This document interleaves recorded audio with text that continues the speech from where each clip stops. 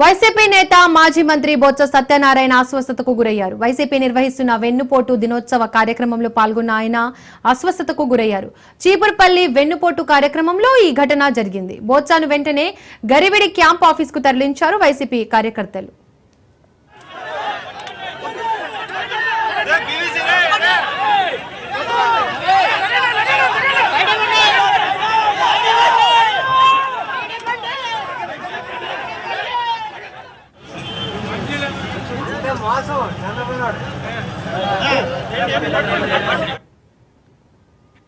మొత్తం కూడా ఆంధ్ర రాష్ట్రం వ్యాప్తంగా కూడా వెన్నుపోటు దినాన్ని అయితే నిర్వహిస్తున్నారు. అయితే దీనిలో భాగంగా ఇప్పటికే ఆంధ్ర రాష్ట్రంలో వైసీపీకి సంబంధించిన నేతలందరూ కూడా తమ తమ నియోజకవర్గాల్లో వెన్నుపోటు దినాన్ని నిరసన ర్యాలీని నిర్వహిస్తున్నారు. ఇక ఈ క్రమంలోనే విజయనగరం జిల్లాకు సంబంధించినటువంటి YSRCP senior leader MLC Botsa Satyanarayana కూడా విజయనగరం జిల్లా చీపురుపల్లిలో వెన్నుపోటు దినంలో హాజరయ్యారు. అయితే ఈ క్రమంలోనే దాదాపు కిలోమీటర్ వరకు కూడా ర్యాలీగా వెళ్తున్న సందర్భంలో ఎండ తీవ్రతను తట్టుకోలేక ఆయన అక్కడికక్కడే కుప్పకూలిపోయినటువంటి విజువల్స్ మనం ప్రస్తుతం స్క్రీన్ మీద చూస్తున్నాము. అయితే ఆయన అక్కడే కళ్ళు తిరిగి పడిపోవడంతో ఆయన చుట్టూ ఉండేటటువంటి కార్యకర్తలందరూ కూడా ఆయన క్షేమంగా ఆయన క్యాంప్ ఆఫీస్ కి అయితే తరలించడం జరిగింది. అయితే క్యాంప్ ఆఫీస్ లో ఇప్పటికే డాక్టర్స్ చేరుకోవడం జరిగింది. ఆయనకి వైద్య పరీక్షలు కూడా నిర్వహిస్తున్నారు. అయితే ఎవరు కూడా కంగారు పడవలసినటువంటి అవసరం లేదని వైద్యులు అయితే చెప్తున్నారు. ఏదైతే ఎండ తీవ్రత ఎక్కువగా ఉండడం వలన ఆయనకి లో బీపీ డౌన్ అవ్వడంతో ఆయన కళ్ళు తిరిగి పడిపోయారని చెప్తున్నారు. అయితే మెరుగైన వైద్య పరీక్షల కోసం ప్రస్తుతం వేరే హాస్పిటల్ కూడా తరలిస్తామా అని చెప్తున్నారు. ప్రస్తుతానికి బొత్స సత్యనారాయణని క్యాంపు కార్యాలయం నుంచి విజయనగరం అయితే తరలిస్తున్నటువంటి పరిస్థితి మనకు కనిపిస్తుంది. ఇక బొత్స సత్యనారాయణ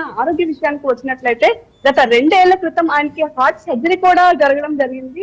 ఈ నేపథ్యంలోనే ఎండ తీవ్రత ఎక్కువగా ఉండడం వల్ల బయట ఎక్కువగా తిరగడం వల్ల ఆయనకి కాస్త లో బీపీ ఉండడం వల్ల మాత్రమే ఈ సంఘటన అయితే సంభవించింది అంటున్నారు. ఒక్క క్షణం ఆయన కళ్ళు తిరిగి పడిపోయిన తర్వాత చుట్టూ ఉండేటటువంటి కార్యకర్తలందరూ కూడా కాస్త పానిక్ అయ్యారని చెప్పుకోవచ్చు. చాలా కంగారు పడ్డారు. అయితే వెంటనే వాళ్ళందరూ కూడా చాలా చాకచక్యంగా ఆయన్ని క్యాంపు కార్యాలయానికి తరలించి ఆయనకి కాస్త గాలాడే విధంగా చేసి వైద్య పరీక్షలు అయితే నిర్వహించడం జరిగింది. ప్రస్తుతానికి బొత్స ఆరోగ్యం